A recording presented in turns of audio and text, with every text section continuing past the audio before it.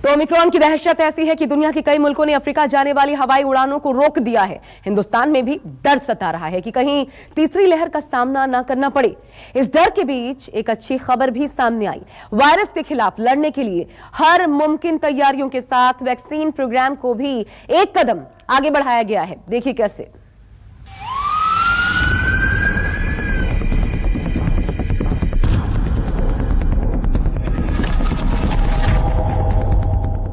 Africa में corona के नए वेरिएंट ने हड़कंप मचा दिया है। दुनिया के कई मुल्कों में ओमिक्रॉन के दहशत का सायरन साफ सुनाई दे रहा है।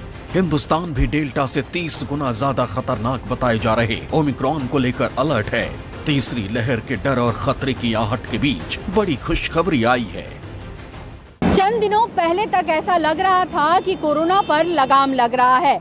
दक्षिण अफ्रीका से निकले नए वेरिएंट ओमिक्रॉन को अब तक का सबसे खतरनाक वेरिएंट माना जा रहा है और यही वजह है कि सरकार जो है वो लगातार वैक्सीनेशन पर जोर दे रही है। इसी वजह से कोविशील्ड और कोवैक्सीन के बाद अब कई और स्वदेशी वैक्सीन भारत को मिलने जा रही है, जो कि मॉडर्ना और फाइजर से ज़्यादा अच्छी साबित हो सकती है।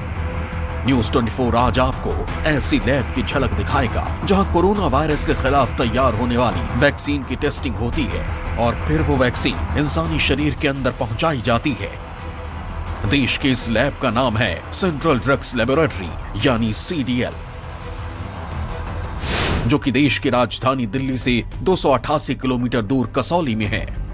इस लैब से अब तक 150 करोड़ कोरोना वैक्सीन की डोज को मंजूरी मिल चुकी है। कोवैक्सीन और कोविशील्ड के सैकड़ों बैच की क्वालिटी कसौली की इसी लैब में चेक हो चुकी है। अब एक नई तैयारी है और ये तैयारी है mRNA वैक्सीन की। न्यूज़ 24 संवाददाता पल्लवी झा कसौली की इस लैब में पहुंची और mRNA वैक्सीन को लेकर जो अहम जानकारी सामने आई वो आपको बड़े गौर से सुननी चाहिए। हमने कोविशील्ड, कोवैक्सीन, स्पुतनिक जैसे वैक्सीन के बारे में जानकारी तो ली है और अब हम जानते हैं कि भारत DNA वैक्सीन भी ला रहा है, लेकिन इस वक्त जो मेरे हाथ में है वो जिनोवा की mRNA वैक्सीन है। ये भारत की पहली mRNA वैक्सीन होगी। CDL लैब में इस वक्त मौजूद है। सर, टेस्टिंग हो रही है इसकी, किस तरीके से यहाँ पर टेस्टिंग हुई है इसकी और क्या क्या प्रक्रियाओं से इस वक्त गुजर रही है?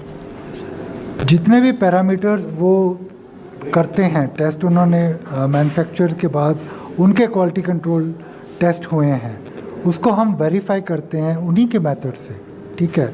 और हम उन्हीं के ये अंडर अभी टेस्ट है, ठीक है, और इसकी टेस्टिंग अभी चल रही है। अंडर टेस्ट का मतलब यहाँ क्या हुआ सर? क्योंकि चूंकि ये CDL लैब में है और तमाम वैक्सीन यहाँ पर आती है जहाँ पर सेफ्टी, एफिकेसी, इम्यूनोजेनिसिटी देखा जाता है, यानी ये जब यहाँ पहुँची है तो अब इसके मायने यही है कि अगर CDL से इसको हरी झंडी मिलती है तो ये अब हमारे देश का पहला मैसेंजर RNA होगा और वो फिर क्लिनिकल ट्रायल पे जाएगा जी।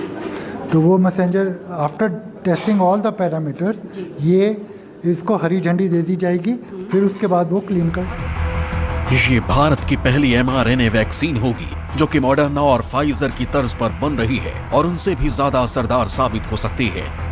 फिलहाल दोनों डोज के बाद कोविशील्ड 80% प्रभावी मानी जा रही है, जबकि कोवैक्सीन की दोनों डोज 69% तक असरदार है। वहीं मॉडर्ना की वैक्सीन 94.1% असरदार बताई जा रही है और फाइजर की वैक्सीन सबसे ज्यादा 95% तक प्रभावी है। यानी इसकी टेस्टिंग ठीक रही तो हिंदुस्तान को एक और वैक्सीन मिल जाएगी। मैं यहाँ समझना चाहती हूँ कि ये जो इक्विपमेंट्स हैं वो क्या काम करते हैं वैक्सीन को लेकर के? ये मॉइस्चर कंटेंट है, जिसको हम मॉइस्चर कंटेंट, मॉइस्चर को इसमें नापते हैं, ठीक है। और ये लाइफोलाइज वैक्सीन होती है। लाइफोलाइज वैक्सीन ये होती है कि ये इसके अंदर पानी बिल्कुल भी नहीं होता है कि उसकी शेल्फ लाइफ बढ़ जाए, तो इसके अंदर 3% मॉइस्चर होना चाहिए। अगर इससे ऊपर है तो ये फेल हो जाएगा। Minimum value is 3%। अब आपके जहन में सवाल होगा कि mRNA वैक्सीन कोविशील्ड और कोवैक्सीन से अलग और बेहतर क्यों होगी, तो इसे भी समझिए। कोवैक्सीन में बीमारी पैदा करने वाले वायरस को मृत या निष्क्रिय करके डाला जाता है। इसके बाद ये शरीर के अंदर वैक्सीन के रूप में पहुंचाया जाता है। जबकि mRNA वैक्सीन में बीमारी पैदा करने वाले वायरस या पैथोजन से जेनेटिक कोड लाया जाता है और फिर ये शरीर के अंदर वायरस के खिलाफ इम्यून रिस्पांस एक्टिव कराता है। इस वैक्सीन को लगाने से इम्यून सिस्टम को मिलने वाला प्रोटीन इतना ज्यादा होता है जो एंटीबॉडी बना देता है। मॉडर्ना और फाइजर वैक्सीन इसी टेक्नोलॉजी पर बनाई गई है। इतना टेस्टिंग में क्या प्रक्रिया होती है? स्पुतनिक आई, हैदराबाद में रही, फिर उसके बाद यहाँ आई, उसमें भी काफ़ी वक्त लगा। तो क्या अलग अलग वैक्सीन की जो टेस्टिंग प्रक्रिया है वो अलग है? नहीं, एक्चुअली क्या होता है, जब कई बारी कंपनीज हमको सबमिट कर देती है sample in advance, and then there can be queries on the certain issues they have submitted to us, they have to comply that. अब वो कई बारी क्या होता है, जैसे वो क्वेरी का सेटिस्फैक्ट्री नहीं दे पा रहे और टाइम ज़्यादा ले रहे हैं उस क्वेरी को, we can not leave that query because that query can be important in certain aspect कि भाई आपका बैच साइज इसमें इतना था, आपका वॉल्यूम इतना था, यहाँ डेविएट होकर इतना कम क्यों हो गया, इसमें ज़्यादा क्यों हो गया। तो you have to be consistent in each parameter of the vaccine production. It's not the final product, final product तो है ही जो, तो आपको बीच वाले प्रोडक्ट को भी ध्यान रखना पड़ता है। उसके जो चल रहा है प्रोसेस ऑफ प्रोडक्शन, उसके अंदर तो कुछ ऐसी चीज़ नहीं है जो वो चेंज कर गए, and we have not question that because it has a impact finally on the final product. mRNA क्यों देश को जल्द मिल सकता